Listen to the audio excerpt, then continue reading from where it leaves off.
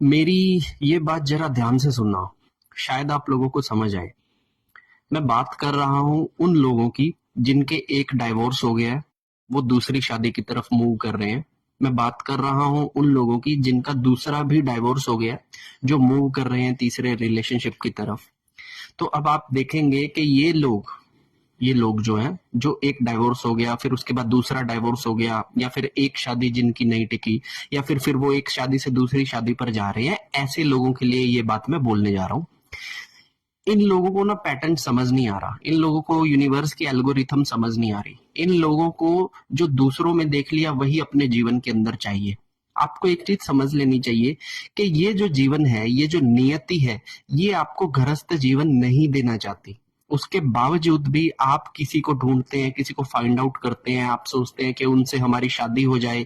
एक शादी आपकी किसी वजह से टूट गई, फिर आपने दूसरे की तरफ मूव करना शुरू किया, अब दूसरी में भी प्रॉब्लम आ रही है आप लोगों को। तो आपको ये चीज समझनी पड़ेगी कि नियति चाहती है कि आप गृहस्थ जीवन के अंदर ना रहे, क्योंकि वो आपको इससे अलग कुछ देना चाहती है।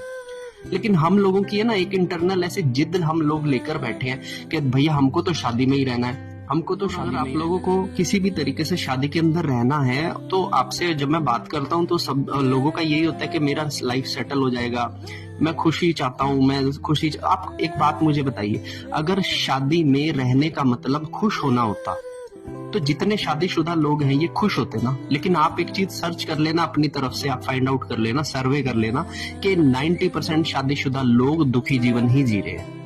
ठीक है, शादी किया, सब कुछ किया, बच्चे भी पैदा कर लिया, लेकिन उसके बावजूद भी जो उनका पार्टनर है वो एक बोझ की तरह उनके ऊपर पड़ा हुआ है। ये पूछ लेना, अगर आपके कोई ग्रुप में ऐसा व्यक्ति हो जिसका जो मतलब कि फैमिली के साथ रह रहा हो, तो उसको समझ में आ जाएगी ये सारी चीजें आपको।